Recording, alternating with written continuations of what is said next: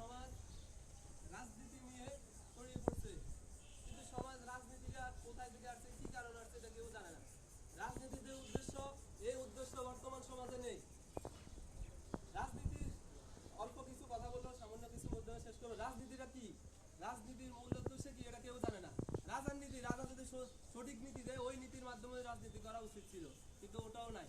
বর্তমান সমাজ এমনভাবে পরিচালিত হচ্ছে মনুষ্যবিহীন কাজে।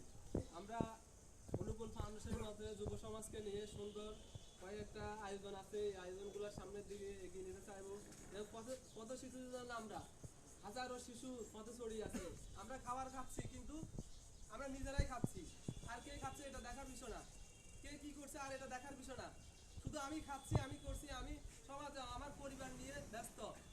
কিন্তু আল্লাহ রাসূল সাল্লাল্লাহু আলাইহি ওয়াসাল্লাম বলছেন, তোমরা আহার করো এবং আহারের বিনিময় তোমরা খাচ্ছ, ওটা ঠিক আছে, কিন্তু আহার করতেছো তাও ঠিক আছে, কিন্তু তোমরা তো কাছে আল্লাহ তোমাদেরকে এই জন্য পাঠায় মানুষের ধারে ধারে যারা গরিব অসহায় আছে তাদেরকে দেখার জন্য পাঠিয়েছে।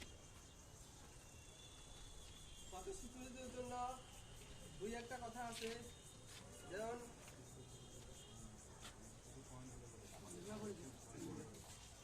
আমাদের একাদশ শ্রেণীতে একটা বই আছে, সাহিত্য বইয়ের বিড়াল গল্পে।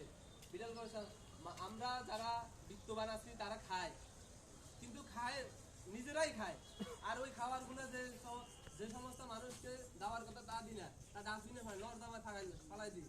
এই ফালানোর উদ্দেশ্যে যেমন নাহালত বর্ষিত হচ্ছে আল্লাহর তরফ থেকে, তেমনি অনাহারে মানুষগুলো থাকতেছে। এই অনাহারে মানুষের মাঝে আমরা সামান্য কিছু অনুদান চাচ্ছি সবার কাছে। এখন তো এখানে যাদেরকে দেওয়া দিচ্ছে অনেকজন আসে না, অনুদান নিয়ে সামনে আমাদের ফাউন্ডেশন অনুদান তারা আগাতে পারতেছে না, সামনে এই অনুদান নিয়ে একটা কাজ করবো, যে সামান্য কিছু নিয়ে হলে কত শিশুর জন্য আমরা কাজ করবো।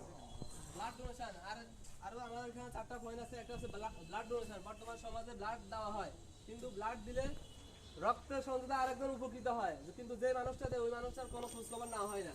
আমরা এই ব্লাড দিব সবার থেকে। এই ব্লাড দেওয়ার সাথে সাথে যারা যারা অসহায় দরিদ্র আছে তারা তো টাকা দিতে পারে না, ব্লাড নিতে অনেক খরচ হয়, ওই খরচগুলো আমাদের ফাউন্ডেশন থেকে দেওয়া হবে। এবং কি পরিবেশ বান্ধব বৃক্ষরোপণ, এই বৃক্ষরোপণ আমরা চাচ্ছি যে সামনে একজন মানুষ কয়টা গাছ কাটতেছে কিন্তু সেটা খবর নেয়।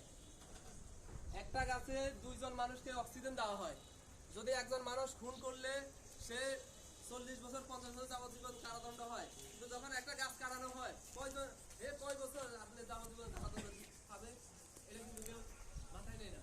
তাহলে আমরা সামনে বৃক্ষরোপণ, আমাদের সমাজে অনেক জায়গা আছে, বিভিন্ন গাছ আছে, বর্তমান প্রাকৃতিক দুর্যোগের জন্য অনেক ভালো হবে। সামনে বৃক্ষরোপণ করবো। দুর্যোগ এবং দেশের দুর্যোগে অনেক সময় অনেক বাড়িতে আগুন লাগে, কিন্তু কেউ থাকে না, কারণ অর্থ সম্পদ সব শেষ হয়ে যায়।